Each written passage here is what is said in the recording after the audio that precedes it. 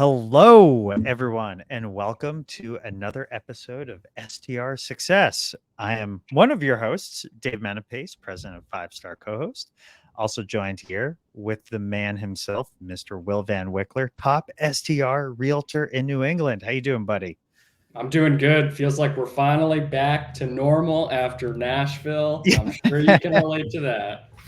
I got my voice back, and just to let everyone know, Will and I did do a recording last Thursday. I guess it was last Wednesday. We posted that onto the Hassle Free RE website. It's audio only, but we were in the Hospitality FM recording studio in Nashville, just giving our 2 cents on the conference itself and all the good things and good people that we saw there. So today, this Thursday, we have a very special guest, and her name is Kim Menapace. And before we have her introduce herself, we're going to be going over a really, really interesting topic, and in my opinion, a fairly new topic in the STR space. I actually don't know anybody that's been doing education around this topic, and that topic is usability experience. And I won't try and explain it, but Miss Kimberly Menapace, why don't you introduce yourself and let's jump in? Hi, yes, I'm Kim Menapace, the CEO of the Five Star Co-host. I'm also a principal product manager at cargurus.com. Think of it as the Zillow of car shopping. So I've been there 8 years in the product strategy and development team. And I'm really excited to talk about this topic today. I actually studied this discipline in grad school, and it's called usability experience. Now, when you think of STRs, you think of the visual design of the space. You think of the murals, you think of the color swatches for couches, and what type of lamps are you going to do? I think that usability experience incorporates the visual design, but it also brings in the functionality. That's the key difference between visual design and then jumping into usability experience. So thinking, what are people's goals when they go to this space or go to this product, they go to this website? What are they trying to achieve, and how easily can they achieve it? How easily can they navigate around it? One of the foundational books for usability experience is called Don't Make Me Think. And that's what we want to do with our short-term rentals, is make it very seamless and easy for people to navigate around the space and find everything they need for their stay, whether it's 2 nights or 7 nights. I love it. I love it. So, Kim, why don't we take that a few steps further? And I apologize. I accidentally booted myself off the show and then got back on. Um, Maybe share just a little bit about our portfolio, and then maybe let's start from the ground up. How do we achieve optimal usability experience for guests, and what do we get from that? What's the benefit of really focusing on this? Absolutely. So Dave and I have two short-term rentals we own ourselves. One's at Cape Cod, so a beach market, and then one is up in a ski market area in Maine, in Bethel, Maine. Then we co-host for 18 other properties and a few more coming online. So how you attack setting up your property to think about usability experience first and foremost is to actually stay in your property and think from soup to nuts, from arrival to departure, from waking up in the morning, going to use the restroom, going to find where the supplies are to make the coffee, and going through the whole day, trying to think with that lens of, is this in an obvious place where people expect it? Am I missing something? I remember we were had friends that forgot to do salt and pepper shakers at their house. You think of all these things that seem obvious and are in your primary home, but then when you go to design a home from scratch, either it came furnished and you have to actually probably declutter a ton and then run through your basic list and make sure it's there, or you're starting completely from scratch and you can easily overlook those little things, those must have attributes that everyone expects and they'll remember if they don't have. And so you want to have really think about those must haves. And then you want to think of those delighters. And I think those delighters are the amenities we've been talking about. So in Maine, we won't take on a house that doesn't have a hot tub. That is table stakes in these ski mountain areas. Everyone wants a hot tub. They want to go relax in there at the end of a long day on the slopes, or that is part of the destination. You have people who don't like to ski or snowboard, and with the cold weather and all the snow around, they want to be outside with a hot tub and a nice cup of coffee in the morning, or a drink at night. So those are kind of those delighters and bigger amenities. But if you have the most decked out place with in-home movie theaters and a barrel sauna, but you only left enough toilet paper for a day and a half and 16 people are staying there, they're never going to forget that they had to run out to the store to go get that essential because they message you, you say, oh, there should be some more in the closet. Oops, it's not there. I'm so sorry. And then they have to go accommodate that elsewhere. So you want to you have to just check the box on those must haves. And then you have to think about inserting those delighters where you can, budget dependent, but you should really underwrite from the beginning, expecting to put some of those delighters and those some standout items in there and design in there, but always be considerate of the functionality piece of it. So you might be getting a pull-out couch. Is there even enough space to pull that couch out so people can comfortably actually utilize it? Can they find the sheets for it? Oh, they're in the locked closet where for the cleaner's closet, they can't get to the sheets. Well, that's something we didn't think about. Think about people actually utilizing every single thing you're actually listing on your listing on Airbnb or Vrbo, and making sure it's accessible and obvious. Now, what you get by doing this is a big one is you don't get guests reaching out with a ton of questions. They're always going to have some questions, but trying to design your property and space to be very intuitive so it can feel like it's your own home and things are in an obvious, easy to find place is good. We can also layer on some extra support with labels. We love our label maker. So we try to design our kitchen very intuitively, but then we also will label grill utensils are in this drawer that's closest to the door to the porch where the grill is. So you want to also just add those extra support features in there. I think of it like a website where you navigate around and say you go back to log into your portal and they've done a software update and they move some stuff around. They say, hey, let me show you around. Some things have changed. I think of those labels as that kind of walk me experience when you go on a website when they have those changes. And so you want those labels to be very helpful, informative to just layer on, but you want to design well. They can't overcome poor design and poor intuition and how you thought through this space.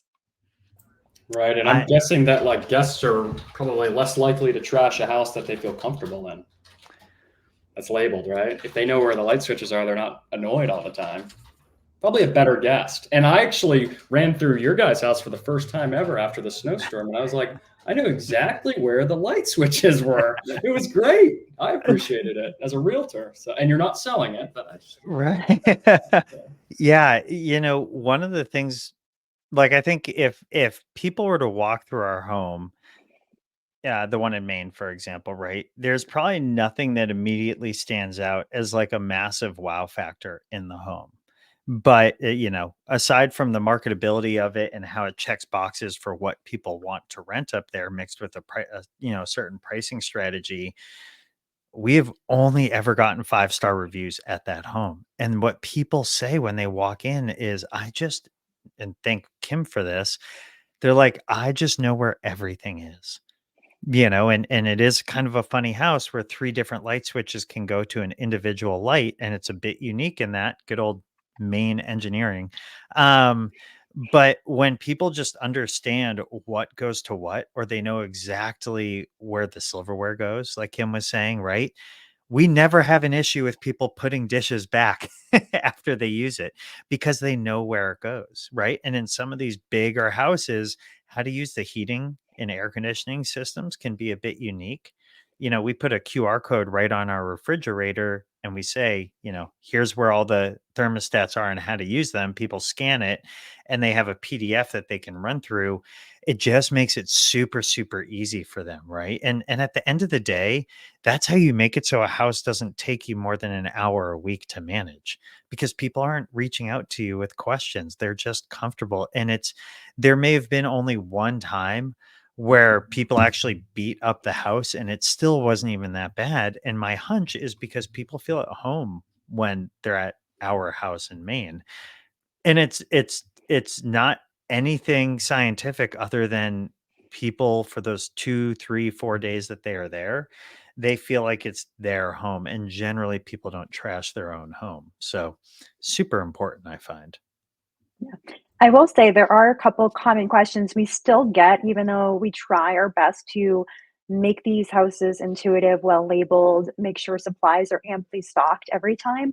And I'd say, Dave, that three that come to mind, one is TVs, especially when we had cable at one of our houses. Oh, the cable's out or it's not working. And I think when we switched to smart TVs and Netflix subscription logins and all of that, we had fewer questions. And as Dave said, you can share the name, the type of TV we have, but it's a very simple remote, not too many buttons. And there's some shortcuts on the bottom. It has a shortcut to Netflix, to Disney Plus, to Hulu and some other site. And Yeah. what we did for our house in Maine and the Cape was subscribe to Netflix and Disney Plus, especially when we have our own kids. We just did a 4-hour drive up to Maine. We're trying to unload the car. We're trying to keep them entertained. We hit Disney Plus. It's already logged into our account. That $10 a month is well worth it if it just saved a parent some aggravation trying to remember their login, get the kids settled, try to get a bunch of bags into the house, the groceries into the refrigerator, trying to think of those little things and pay for those extras. Yes, the guests could log into any of those apps, but we want to remove that friction. And that's the key goal here, is removing that friction. Another question people have a lot is about how to work fireplaces. And so Dave actually had recorded how to work every fireplace at every house. Unfortunately, they're all unique. And I think, Will, you can probably speak to this, that every house has quirks and nuances, despite how new it is, how old it is. And so we have had to get to know these houses intimately in order to properly host for them. And then we try to, again, provide that support material. We're going to have this repeat question. Can we create a video that's crisp and clean enough that we can just send it to guests? We can post it on YouTube. People can refer to it if they are trying to use a similar fireplace. And so we try to do that for ourselves, and then also to leverage for actually sharing with guests. And then another one is the lighter. So they're going to try to light the actual fireplace if it's one of the an actual wood fireplace and not a gas one, or they're trying to go light the fire pit. And we are constantly getting questions. Hey, where is it? Oh, it should be in this drawer. Oh, it's not in that drawer. So expect that. You can ask your cleaners to double check, but they're doing 1,001 things. So it's not you. I think you just have to expect that you're probably going to have a time when a guest asks and it's not in the right place. So have extras in stock, have extras in the pantry, have extras in your supply closet that's locked away, so people don't just grab and steal all 3 extra lighters. But those are some of the common questions we have. Dave, any other ones to add that you can think of? Not necessarily questions, but some other things. Like what I'll always say is that when people are on vacation, it's different than living at home, right? You might have a $2,000 Samsung TV that you like a ton. However, if that, like Kim said, if that remote has 50 different buttons on it, that gives people anxiety. They're just trying to go stream something. And if they have to switch to like HDMI 1, 2, 3, 4, or 5, or like it gets confusing, right? So just like keep it simple and think about these things when you're buying amenities for your home. A few other ones that we really, really like are the lamps that we'll put in homes. So we really like touch lamps with LED bulbs. So LED bulbs rarely ever blow out. So you don't have to be replacing bulbs all the time. And touch lamps are helpful because that way people don't have to put their hand up into the lamp. What usually happens the first time they go to use is they go to put their hand in there and somehow their arm hits it and then it turns on. They're like, oh, well, that's sweet. And the other piece of it is if you go on Amazon, there are thousands of lamps that have USB or USB-C plugs at the base of them. Give people a place to charge their cell phone. And so at almost every outlet, like around a kitchen and in a living room, we'll put those outlet plugs in that then break off into like 6 USBs and several USB-C inputs. So at all times, people can be charging, like people go to Maine to disconnect. The people that actually spend money in Maine want to stay really connected. So, they want to be able to charge their stuff, have that on nightstands. So it's not about like taking things away and saving money. It's about spending money and putting it in and providing a great experience. And those are the guests that come back once, sometimes twice a year. In some of these markets, they're coming back in the summer and in the winter because they love that home. And it's because you've thought of all these things. And what's really neat, we've now had 2 people, they actually came from the same group, that stayed at Logan's Lodge. One of them ended up buying a house in that same market, which was really cool. And that house inspired them to do that. And that same house inspired another couple to go buy a beach house as an STR. And it was really, really neat. A few more things that I'll say is on the front end, like when you're managing or operating a home, having a really robust yet easy to use welcome guide can really save the guest as well as you as the owner or operator so much headache. So we used to make these, I thought they were really cool, but they weren't. Um, welcome guides in Canva. And while they looked really great, um, inevitably when we tried to scale that and do them at other homes, it was not very scalable and it was really challenging. And we also realized the usability experience was really poor. Guests had to go through 80 pages just to get to the restaurants. It made no sense. We now use a tool called TouchStay. I absolutely love it. It's like $15 a month per property. And it is a very, very easy to navigate site on that you use on your phone, and you can jump into things like how to operate the electronic fireplace. And I still, out of like the 20 something houses, have never seen two fireplaces that are the same. How to use the hot tub, where the restaurants are, how far the amenities are, how to use the heating system, all these different things. And guests do go through those welcome guides. They're really, really helpful for people. And then they can just navigate to the piece in the welcome guide that they want to go to. So that's also a really big, like, good usability experience factor.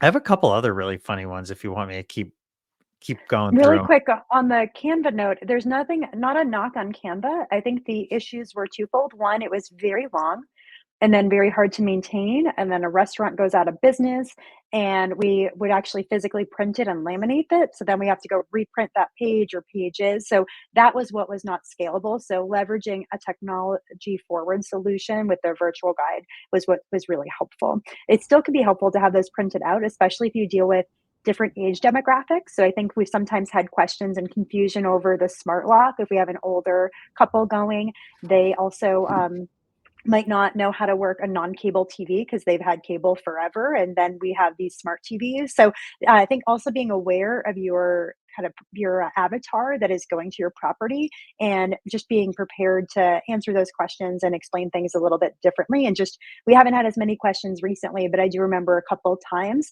having that education if we had an older demographic coming and they just weren't as familiar with the Schlage lock or these smart TVs, or they like the printed pages because they're worried, hey, we might lose signal or Wi-Fi, and we just want to, we like sipping our coffee and flipping through it casually. So those are just some things to consider with these different technologies we talked about. Totally. And even Will, at your STR, I know you've done some with, like, because you're in a condo complex, or at least for one of your STRs, you've done some different maps and things like that. What kind of usability experience things have you implemented there? Yeah, to pat myself on the back, I mean, I think like over 400 stays at this point, and I've never really had a problem, and it's because I was from an IT background, so hyper fixated on like making this place so dummy proof, and like friends would walk through it and they'd be like, "Why are you doing that?" I'm like, "Trust me, we're dealing with the general public here." So like labeling the remotes and making sure they go back in the same place, and having a map of the building where you go get your parking pass, because it's like I am so busy, I do not want to deal with walking somebody through how this works. The building offers cable TV. I got rid of it because I didn't want guests switching different HDMIs. And I made it super clear in the listing that it's not an option, because I knew it's like, God, if it took me a second to figure out tech savvy, the average consumer is not going to be able to do it. So I mean, between drone photos of where the dumpster is, to arrows, to maps, to having parking passes in the unit with direct instructions and a whole lot of labels. I mean, that's the biggest thing, is like making it so clear and easy where I don't get any questions because they are all answered. And I stayed in my spot to figure out, like, what does this actually look like coming here? Because you have to go there and park and get a pass. It can be confusing. So just breaking it down into steps was the biggest thing for me. That's led to like 15 minutes a week in management, if that. So yeah, get a label maker. And an extra TV remote. That was a lesson I just learned, is like, go order a couple TV remotes. I actually had to go buy another TV to get another remote recently. I'm like, we're going to keep that just as backup, but like, I got to tell everybody that. Go get an extra remote while you can. So yeah. And it's not just about usability experience for guests. I think it's usability experience for your vendor, for your own self. The amount of times that we go to launch a co-host property and maybe it sleeps 12 people, but the owners only bought 18 towels, you know, there's usually some education that comes as being part of a co-host too. And one area that we're always educating owners is no, we actually need, if it sleeps 12, we should be buying 30 towels because you're going to have some for turnover. And then, you know, Kim, when's the last time you only used one towel after you've taken a shower? Usually you probably use two, Never. right? You have hair, body, Well, right? it's like a challenge when you're staying somewhere. How many towels can I use? No. Well, yeah. The big Well, thing for me is like pool towels versus, shower towels. It's like I did different colors, right? Because a lot of Yeah. people do just white bedding, right? It's like you have your bunk beds and then you have your queens and your kings. So it's like maybe it's a different kind of bedding, right? Yeah. Like, make it easy on Yeah. your cleaners too, and towels especially. Like get a different color. Totally. Totally. Yeah. Like the different size beds, having those different color sheets, that really can help cleaners. And at the end of the day, the faster cleaner or cleaning team can move through the house, the happier they are. Right. So I know that at Logan's Lodge, that's exactly what we did. And then we just put a little, like a little key or a legend saying what colors go to what size bed. It's so easy for them to now go change over sheets and make the bed. A couple other funny ones, and this is now geared more towards owners, is like, you know, or if you're going to buy your first STR, think about other things, right? Let's say you have 2 or 3 bathrooms. Well, having just one hair dryer that sits in a closet where the towels are might not be super helpful.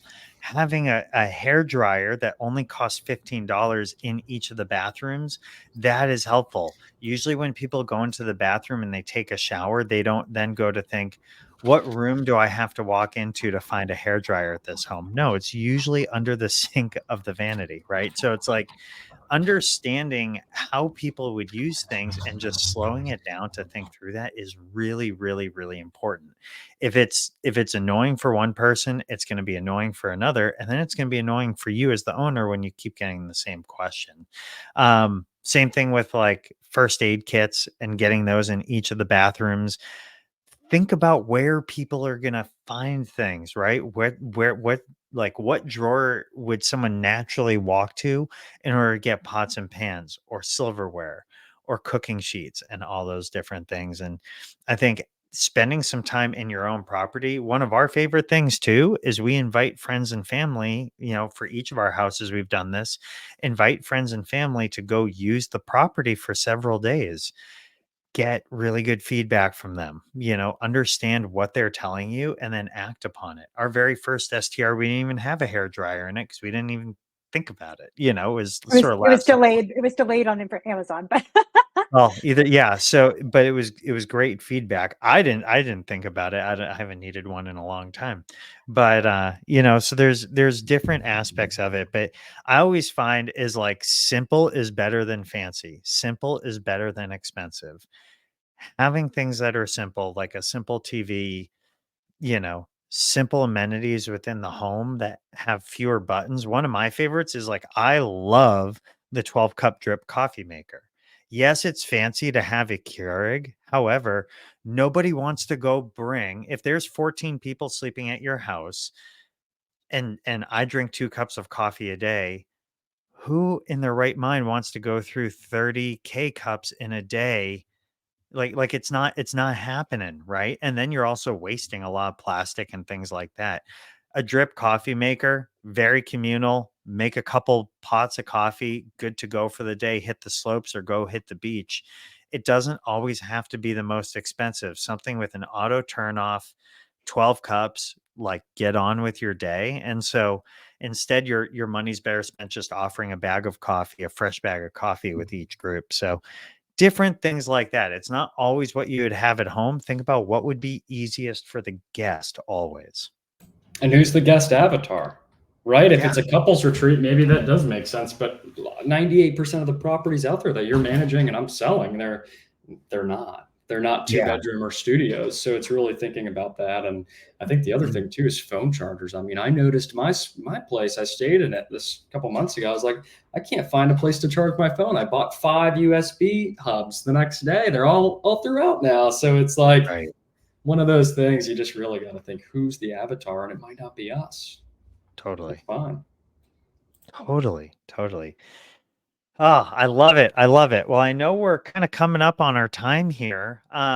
Before announcements, Kim, any last words of advice on the usability / UX front? I think there's 3 steps to it. One is I think you want to think about the common sense aspect of this. Like you said, don't overthink it, keep it simple, keep it streamlined. I think that you also want to be curious. So if you see people unplugging that lamp all the time because they're trying to plug their phone in, be curious. Why do they keep doing that? Oh, that's why I'm not solving that problem there. I think that that's critical to be good at this usability experience lens with your short-term rentals is being curious, keeping it simple with common sense, and slowing down. That's the third one. I think that you nailed it, Dave, with slowing down, so you can be very thoughtful as you navigate through, thinking like you are that guest and you are that guest avatar that may not be you. I love it. I love it. Well, for the very last announcement on March 8th, we will be doing a workshop, an STR workshop. We'll say it's hosted by Mr. Will Van Wickler, or I should say sponsored by Will Van Wickler Real Estate there. But Kim, not hosted. No, I was like, oh, he'll be in attendance. No, I'll be there. I'll sponsor it. Yeah.